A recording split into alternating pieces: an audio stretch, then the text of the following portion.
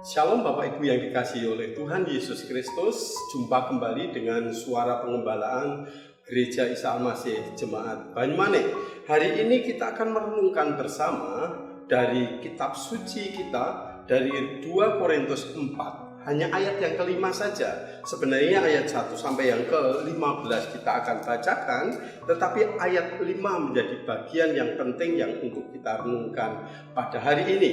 Ayat 5 berkata demikian dari 2 Korintus 4, sebab bukan diri kami yang kami beritakan. Saya ulangi lagi, sebab bukan diri kami yang kami beritakan, tetapi Yesus Kristus sebagai Tuhan. Dan diri kami sebagai hamba-Mu karena kehendak Kristus.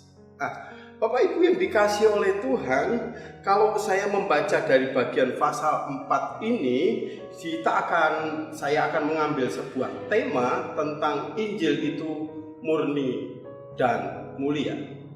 Karena dalam kitab 2 Korintus pasal yang keempat dan mulai pasal 4 sampai ayat 1 sampai ke 18, bagian-bagian yang terpenting ini berkaitan dengan bagaimana Injil itu diwartakan dengan luar biasa oleh Rasul Paulus. Dan saudara mungkin bisa memikirkan bahwa Injil yang murni dan mulia itu ternyata tidak hanya sekedar indah, luar biasa menarik, tetapi juga Injil yang murni dan mulia itu adalah Injil yang tahan dalam berbagai ujian. Kalau saudara menyimak pada bagian-bagian ayat pertama, dia katakan oleh kemurahan Allah telah menerima pelayanan ini, karena itu kami tidak tawar hati. Tidak tawar hati, tidak putus asa, tidak menjadi gelisah karena Injil. Tetapi justru Injil yang dicobai sedemikian rupa bukan oleh persoalan-persoalan kesulitan. Kalau sudah baca pada pasal 4 ayat yang ke-7, 8, 9, 10 sampai seterusnya, bagaimana oleh Injil itu Paulus mengalami penganiayaan dan lain sebagainya. Tapi jangan lupa, oleh karena persoalan ayat yang kedua, yaitu tentang bagaimana Injil itu sendiri diberitakan. Bapak Ibu, kalau ada sesuatu yang murni dan mulia, itu tentunya disampaikan dengan ketulusan hati, bukan dengan embel-embel yang lain. Sehingga ayat 2 katakan, tetapi kami menolak segala perbuatan tersembunyi yang memalukan. Kami tidak berlaku licik, tidak memalsukan firman Allah.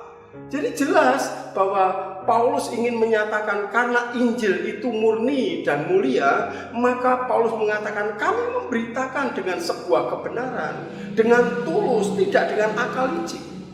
Itu yang dimau oleh Paulus, karena Injilnya itu mulia, sehingga disimpulkan oleh Paulus pada ayat yang kelima, kami tidak memberitakan tentang perbuatan kami.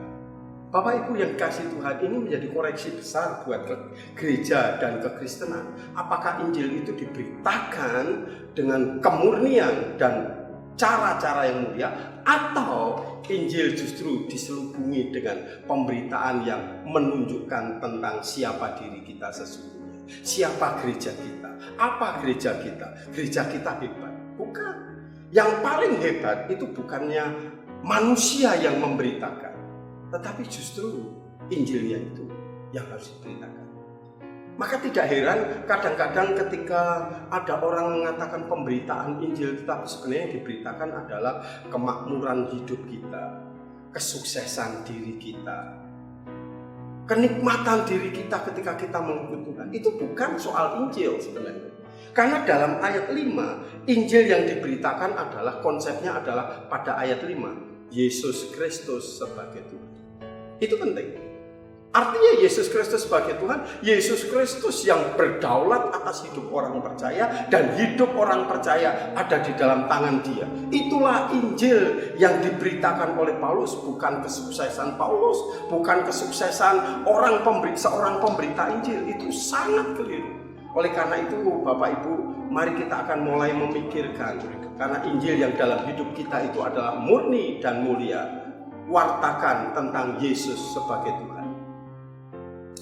Contohnya, ketika saya menyampaikan Injil, ketika saya memberitakan Injil kepada orang, saya tidak akan memberitakan tentang kesuksesan hidup saya.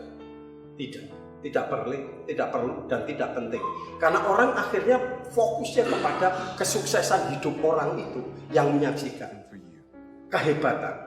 Tetapi jangan lupa, Yesus Kristus sebagai Tuhan itu artinya Yesus yang telah mengampuni, Yesus yang telah menanggung dosa, Yesus yang telah mati untuk kita, Dia bangkit dan Dia yang memberikan jaminan hidup kekal di dalam surga. Itu lebih penting.